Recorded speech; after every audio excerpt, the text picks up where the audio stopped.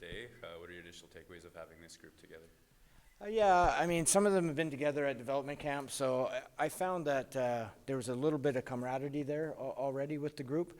And of course, they're all excited to get on the ice for getting ready for an exhibition game. And yeah, I thought there was lots of energy.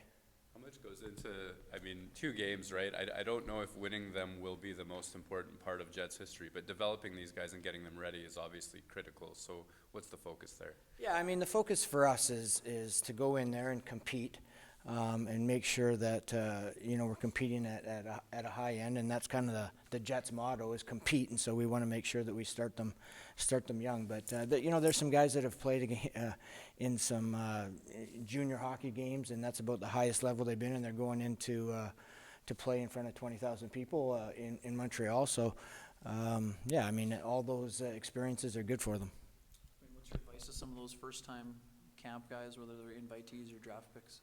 Yeah, I think it's we talked about it a little bit this morning. There's a lot of systems. There's a lot of things thrown at them right away. So for me, it's just about we just want them to compete on battles, on loose pucks, on races to pucks, and net front battles. Like, they can do that.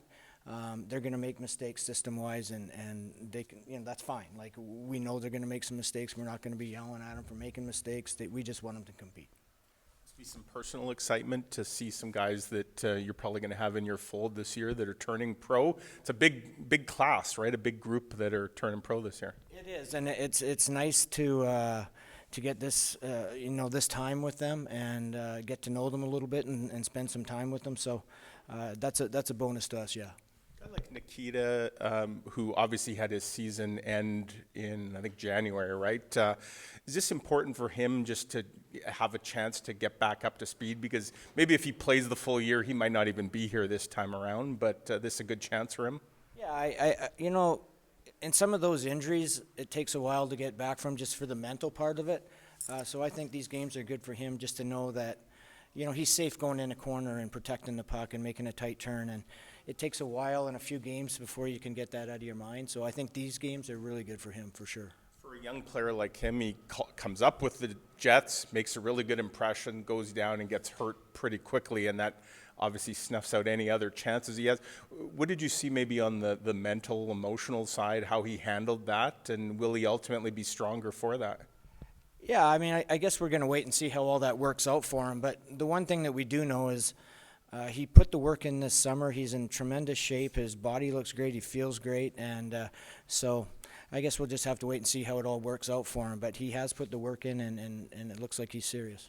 With that in mind, what have you seen from the guys when they left you this summer and coming here today? I know you've only been on the ice with them, but did you see what you need to see when you sent them home?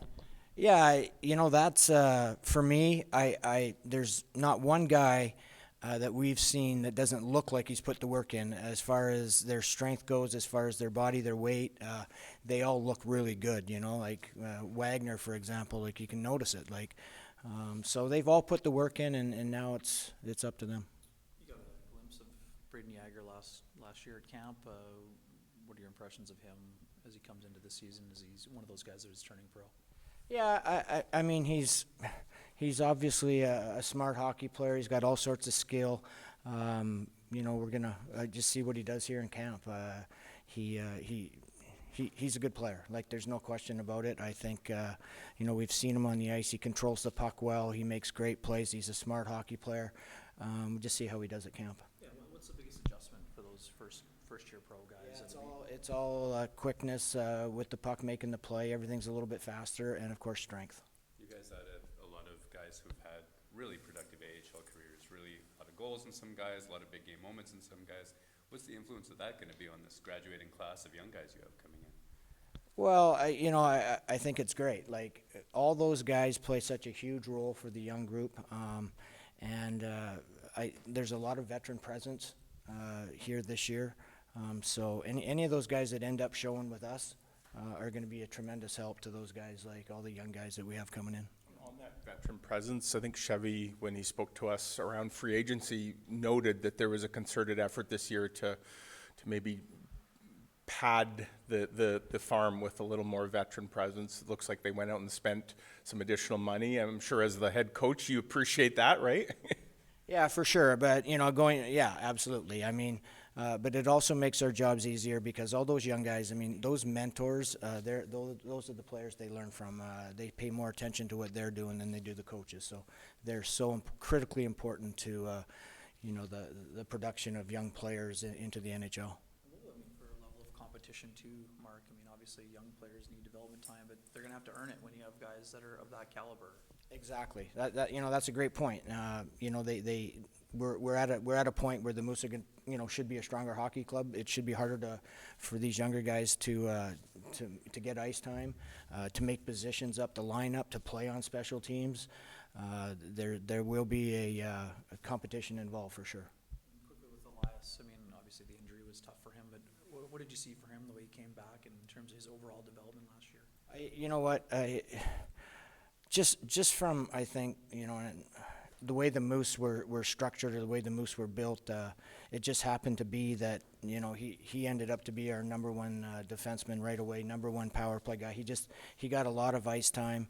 He handled it really well, got better. He got injured. He came back like he was never injured.